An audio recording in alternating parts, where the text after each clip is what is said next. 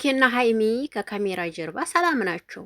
ዛሬ እንግዲህ የሃይሚ 250 ኬ እንግዲህ ሊከበር እንደዚህ እነ ሙፍቲ ሁሉም ሳይቀሩ እነ ፍፄ ሳይቀሩ እንግዲህ እንደዚህ አድርገው እንግዲህ ጠርተዋቸው ሁለቱም ለየብቻ መተዋል ማለት ነው። ብሩኬ ግን ሳይከበርላት ጥሎ ነው የሄደው ማለት ነው። አንድ ነገር በልህ ቡቡ አንተና ሀይሚ ከካሜራ ጀርባ ሰላም ናችሁ። ነገር ግን ህዝብ የሚያያችሁ ደግሞ ህዝብ መፍረድ የሚችለው ህዝብ በምታደርገው ነገር ነው። ባለፈው ለታም የልደቷና የ200 ኬ ዋለታ እንደዚህ ጥለህ ሄድክ ማለት ነው። ዛሬም 250 ኬ ሲከበር ጥለህ ሄድክ ማለት ነው። አየህ ህዝቡ የሚፈርድብህ አሁን በአንተ ነው። ምክንያቱም አንተና እሷ ከካሜራ ጀርባ ሰላም ናችሁ። አሁንም ደግሜ እናገራለሁ። ነገር ግን እዚህ ጋር የሚታየው ነገር ለተመልካች ላንተም ጥሩ ነው ብዬ አላስብም፣ እውነት ለመናገር ማለት ነው።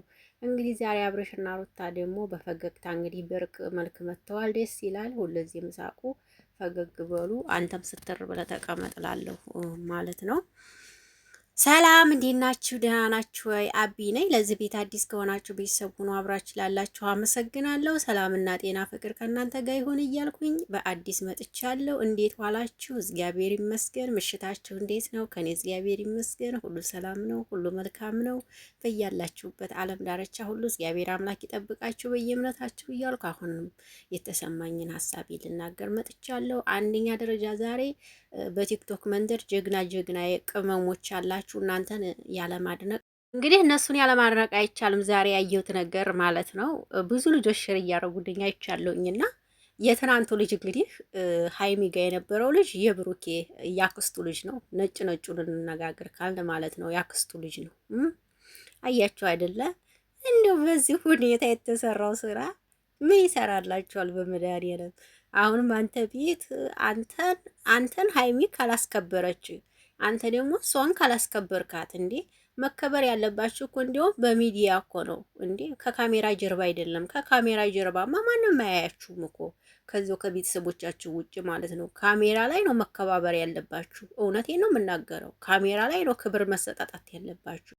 አንተና ልክ ልዩን እንደማያውቀው ሆኖ ምናምን እኛን ስታውን ምንድን ነው ምን መስላችሁ? እኔ እኮ ይገርመኛል። እንደኛ እኛ ማለት እኮ እናንተን እንበልጣችኋለን። እውነት ነው የምነግራችሁ፣ እናንተን እንበልጣችኋለን። የምር ምን እንደምትሰሩ ምን እንደው ስራችሁ ተጀምሮ እስከሚጨረስ ጠንቅቀን እናውቃለን። እንዲትሰሩ እያልን ነው ያለማጋለጥ ያለመናገር የምትተወው እንጂ የምታደርጉት የምትሰሩት ነገር ጠፍቶን እንዳይመስላችሁ ማለት ነው። የእውነቴን ነው። ዛሬ ያረከው ነገር ግን ትክክል ነው። እስቲ ለሀይሚ ግለጽላት ደስታህን ምናምን ሲባል እንኳን ደስ አለሽ ከዚህ በላይ ይገባሻል ብሎ ዝም አላለም። እንደገና ደግሞ ይሄ እንትኑ ምንድን ነው ይሄ ኮንግራ የሚባለው ይሄ እንትን የሚባለው ፀጉሯ ላይ ምናምን እንዳለ ነበረ። ዛሬ ፀጉሯን እሷ እያነሳች ምናምን እንደዚህ እያየ ዝም አለ። አይ በጣም ነው የተገረምኩት ዛሬ። አንድ ነገር ደግሞ ልበላችሁ። እኔ ግን የምትገርሙኝ ነገር ብሩኬን ከሴት ጋር እያረጋችሁ ነው። አሁንም ብሩኬ ለሃይሚ እንዲሆን አትፈልጉም። ሃይሚን ከሌላ ወንድ ጋር እያረጋችኋን ነው። ሃይሚ ለብሩኬ እንዲትሆን አትፈልጉም። ተናገሩ በግልጽ። ይሄን የምታደርጉት ደግሞ የራሳቸውን ፕሮፋይል ያረጋችሁ ሰዎች ናችሁ እና ምን እንደው ሀሳባችሁ አልገባኝም። እንግዲህ ያው መግቢያ ላይ አድርጌላችኋለሁ ታምፕሌን ማለት ነው። ይቺ ልጅ እንግዲህ ይዘው በቲክቶክ እያሯሯጧት ይገኛሉ ማለት ነውና ኮሜንት ገብታችሁ ብታነቡ አቤት አቤት! እንደኛ ህዝብ ግን በቃ በጣም ነው የሚገርመው። እንደዚህ የሚገለባበጥ ነገር አለ አይደለ? እንደዛ ነው የሚገለባበጠው። እንደዛ ባትገለባበጡ ጥሩ ነው ብዬ አስባለሁ። ከአንድ ጎን ከሆናችሁ ከአንድ ጎን ለመሆን ብትሞክሩ ጥሩ ነው ብዬ ነው የማስበውና ባትገለባበጡ አሪፍ ነው። ብሩኬ ደግሞ የመጀመሪያውን ጸባይህን ይዘህ ብትሄድ ጥሩ ነው። ዛሬም 250 ትናንትና 250 ገባችልን ብለው ትናንትና 250 ገባሽ ብለው እንቅልፋቸውን አተው ቅመሞች ቲክቶክ ላብ ላይ ቁጭ ብለው አምሽተው አንተ 250 ኪዋን ሳታከብርላት ትሄዳለህ። በጣም ትገርማለህ። በነገራችን ላይ በዛሬውን ቪዲዮ ብዙዎቻችሁ ያው ወደ ሌላ ነገር ትወስዱታላችሁ። ነገር ግን እንደዚህ ያደረገበት ብሩኬ ምክንያት አለው። ይሄ ስራ እንዲቆይ ስለፈለገ ነው። መስራት ስለፈለጉ ነው እንደዚህ አድርጉ የሄደው ለሌላ ነገር እንዳይመስላችሁ ብዬ አስባለሁ። እኔ የሚሰሩት ነገር ምንም ነገር የሚጠፋብኝ ነገር አንድም የለም። የሚሰሩት ነገር የስራ አመጣጣቸው፣ የድራማ መጣጣቸው ነገራቸውን በፍጹም የሚጠፋብኝ አይደለም። ያለሽ ቤት ሲባል ቀጥ ብሎ እንኳን እንደስተዛሬው ፊቷን የሚያት ሰው አይደለም እኮ አንገቱን አቅርቅሮ ነው እንደዚህ ያላት ብቻ እውነት ይመቻችሁ። ይሄን ነው የምለው እኔ ሌላ ምንም አልልም። ግን የትናንቱ ልጅ ያው ዘመድህ ነው ብሩኬ፣ ከኛ ከቅመሞች የሚያመልጠን ነገር የለምና ይሄን ነው የምልህ። በፍጹም የሚያመልጠን ነገር የለም። እኛ ማለት በጣም በጣም በጣም አታውቁንም ማለት ነው እኮ እኛን። በዚህ አጋጣሚ አታውቁንም ማለት ነው። አታውቁንም አይደል? ስለማታውቁን ይመስለኛል እንዴ እናገኛታለን። እኛ ጋር ነው እኮ ሁሉም ነገር የሚደርሰውና እናውቃችኋለን እልሃለሁ። እንግዲህ አብርሽና ሩታ ደግሞ ፍቅር ሆነዋል። እንግዲህ ጥሩ ነው። አብርሽ ደግሞ እንደ ንርፍ ወልታ ላደበላለቀው ነገሩን ለአሁኑ አሪፍ ነው ብዬ ነው የማስበው። ሩታ ፈገግታዋ ተመልሷል፣ ደስ ይላል። ግን አብርሽ የሚያርፍ ሰው አይደለም። ነገሩን ይበጠብጠዋል ደግሞ መልሶ ማለት ነው። የሚያርፍ ሰው አይደለም። እንደዛ ካልሆነ ደግሞ አስቸጋሪ ነው ብዬ ነው የማስበው ማለት ነው። ግን ሩታ ጎበዝ ናት፣ ጠንካራ ናት፣ ብርቱ ናት፣ ጀግና ናት።